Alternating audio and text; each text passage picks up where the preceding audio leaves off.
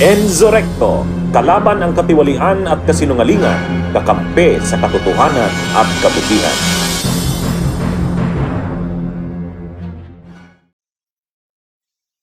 Mga kabunyog, mga kababayan, magandang araw po sa inyong lahat. 54 yung bumoto para bumoto na may sufficiency in substance yung dalawang impeachment complaints. Isa lang yung bumoto ng no, negative ang boto, si Suntay. Ang bastos na si Suntay. O yun lang yung bumoto ng no. Yung 54 bumoto mayroong sufficiency in form, ay in substance. Kaya pasado na. Pasado na. Magkakaroon na ngayon, binigyan na ngayon si Sara Duterte ng 10 days para sumagot. 10 days, non-extendable period. Hindi pwedeng i-extend. O kaya ngayon, natataranta na ang kampo ni Sara Duterte, ipipresent na kasi si Madriaga. Ipipresent na si Madriaga. Kasi nakapasa na. Sufficient in form, sufficient in substance, binibigyan si Sara ng 10 days para sumagot. Sumagot man siya o hindi, tuloy na yan. Magkakaroon na ng hearing, ipipresent na ang mga ebidensya at testigo laban kay Sara Duterte. At syempre, ang isa sa mga testigong ipipresent laban kay Sara, si Ramil Madriaga. Yan. O ngayon, natataranta na si Sara, nagkakandarapa na, biglang kinasuhan ngayong araw si Ramil Madriaga. O yan. Nung una, akala nila wala lang. Akala nila hindi seryoso ito. Akala nila hindi makakalusot yung impeachment na yan.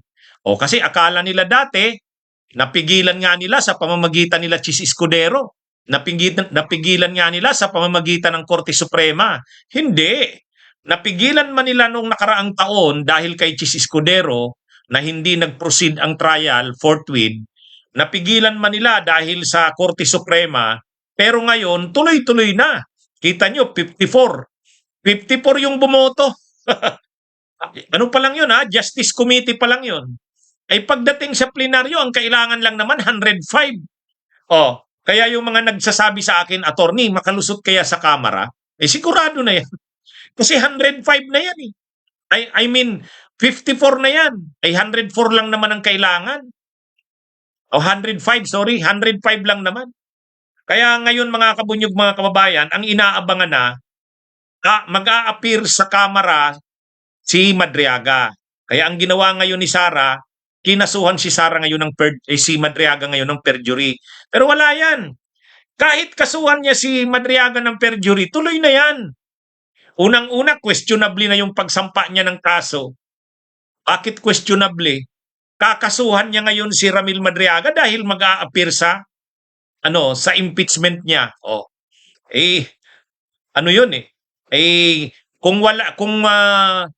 Kung hindi walang kaugnayan sa impeachment niya ang kaso kay Madriaga, bakit ngayon? Bakit kinasuhan niya si Madriaga? Dahil sigurado na natuloy ang impeachment at sigurado na ipapatawag si Madriaga. O yun. Kaya ito mga kabunyog, mga kababayan, parang tinatangkang pigilan or kutin si Madriaga sa pagtestigo nito sa Kamara. Pero hindi na yan. Hindi na yan mapipigilan nila sa yan? Kumbaga, ang naramdaman ni Madriaga matindi. Bakit matindi ang naramdaman ni Madriaga? Tumulong siya kay Sara Duterte, nagpagamit siya kay Sara Duterte, tapos kinasuhan pa siya kinasuhan siya, di ba? Kaya nakakulong si Madriaga, kinasuhan nila Harry Roque. Ang kinaso ni Harry Roque, kidnapping for ransom.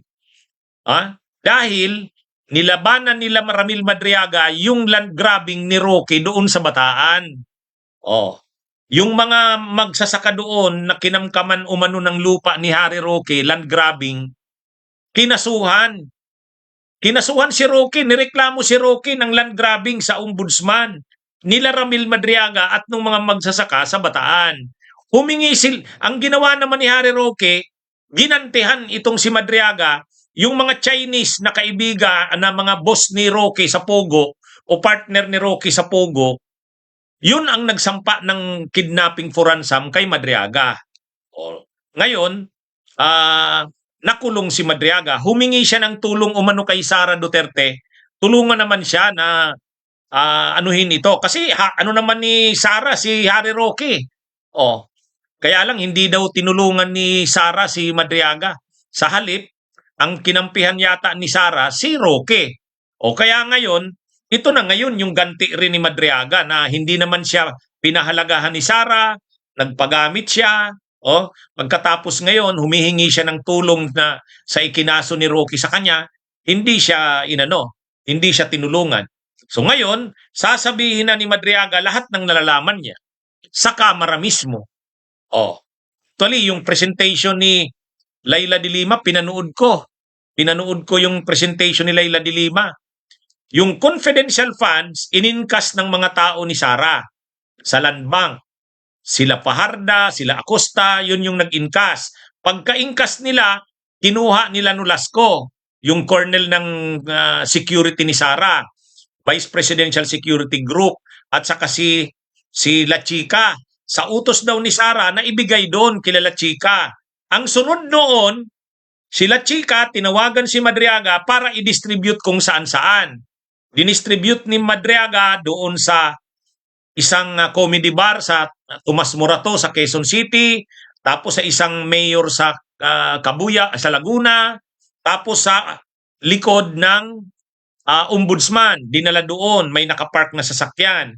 O yan, si Madriaga na ang magkukumpleto ng kung saan napunta yung confidential funds. Kaya importante ang ni Madriaga doon sa confidential funds issue na yan. Kaya ito mga kabunyog, mga kababayan, pinipigilan ngayon ng kampo ni Sara. Naglabas ng statement ang kampo ni Sara Duterte, hindi na raw nila mapapalampas itong si Madriaga. Kaya kinasuhan na nila ng perjury. Anyway, mga kabunyog, mga kababayan, ang malinaw dyan, taranta na. Taranta na ang kampo ni Sara tungkol dito kay Madriaga. Kasi, star witness ito sa impeachment. Bibigyan si Sara ng 10 days para sagutin yung impeachment, sa kanya, yung complaints.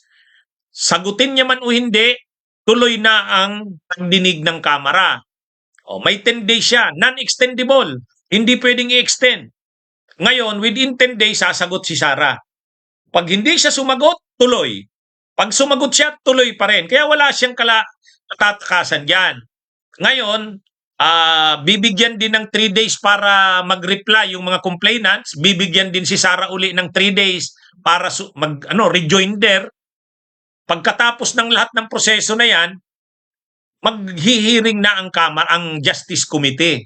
Ipapatawag na si Madriaga, tapos yung isusubpina na ang AMLAC tungkol doon sa bank accounts ni Sara. O yan, ilalabas na yon. Kaya ilalabas na yung bank accounts ni Sara, saka ipapatawag itong si Madriaga. Magandang araw mga kabunyog, mabuhay po tayo. Bunyog, bunyog, halikan na kasama ka. Bunyog, kapag buklod ay may pag-asa. Luzon, Visayas, Mindanao, isa ang pananaw.